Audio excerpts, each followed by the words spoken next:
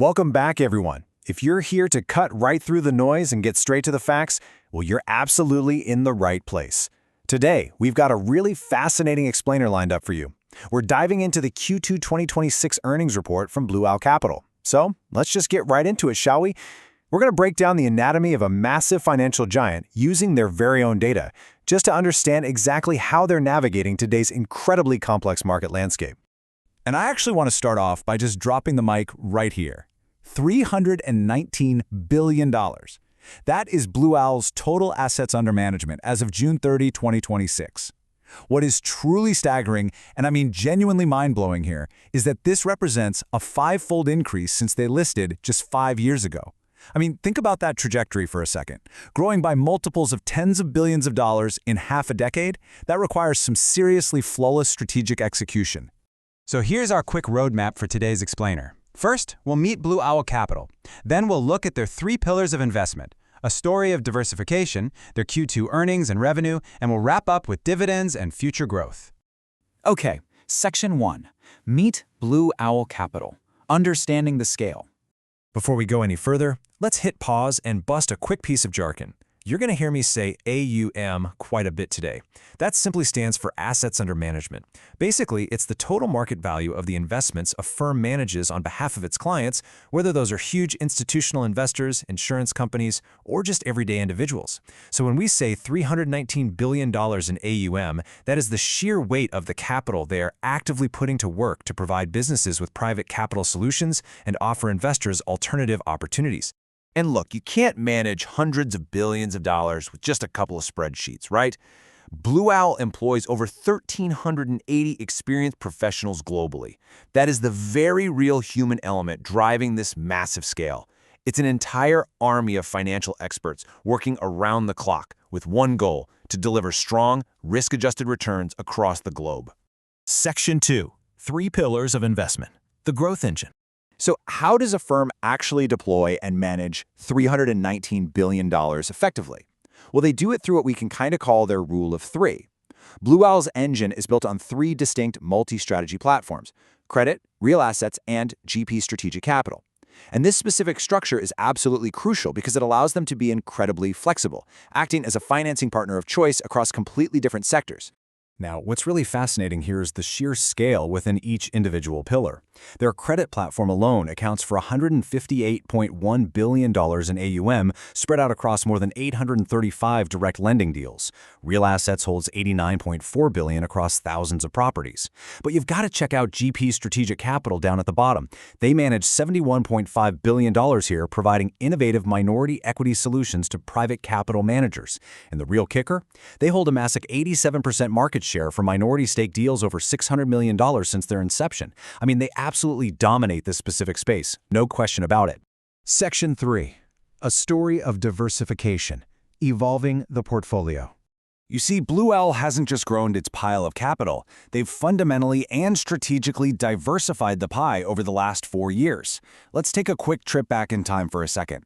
In the fourth quarter of 2021, Blue Owl had $94 billion in AUM. Still a massive number for sure, but notice the concentration. It was essentially split into just three main buckets: direct lending at 42%, GP strategic capital at 42%, and net lease at 16%.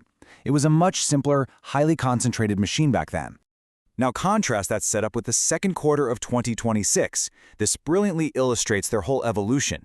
To safely reach that $319 billion mark, they expanded physically into entirely new sectors. You'll notice brand new slices of the pie. Digital infrastructure is now on the board. We've got alternative credit, investment-grade credit, liquid credit, real estate credit.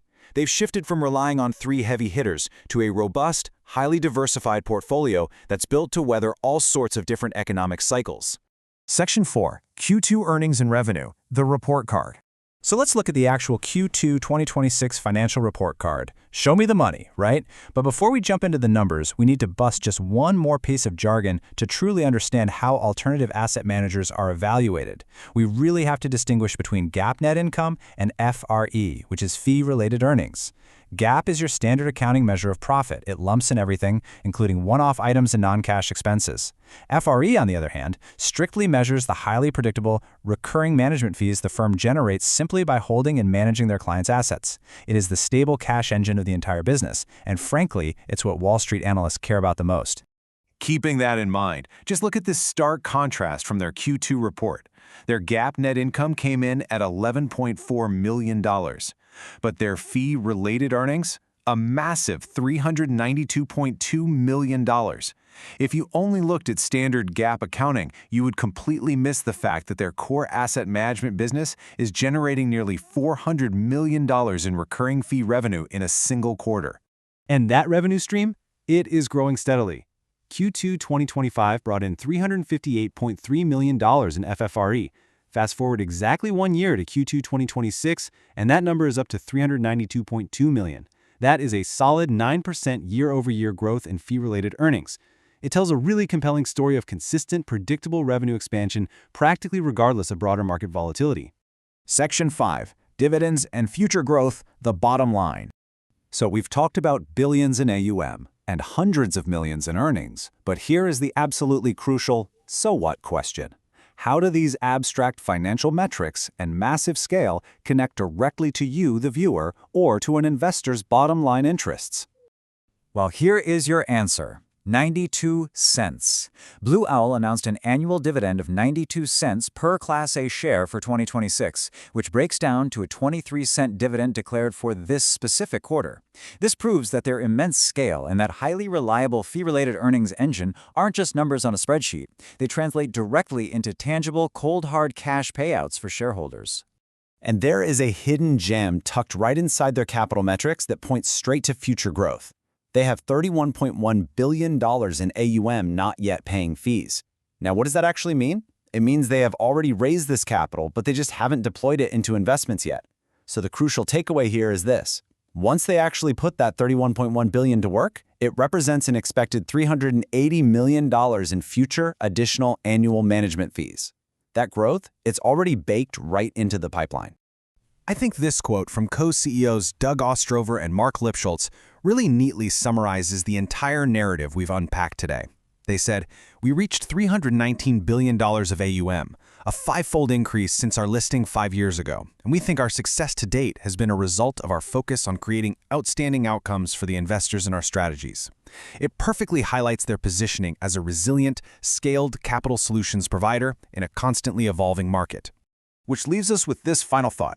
We've seen their incredible pivot from 3 concentrated buckets to a highly diversified portfolio covering digital infrastructure, real estate, and various credit strategies. So, as Blue Owl Capital continues to redefine alternative investments, which asset class will drive their next $300 billion? Will they push deeper into tech, maybe more real estate, or is it going to be something entirely new? Thank you so much for joining me for this explainer. Keep asking those big questions, and I'll see you next time.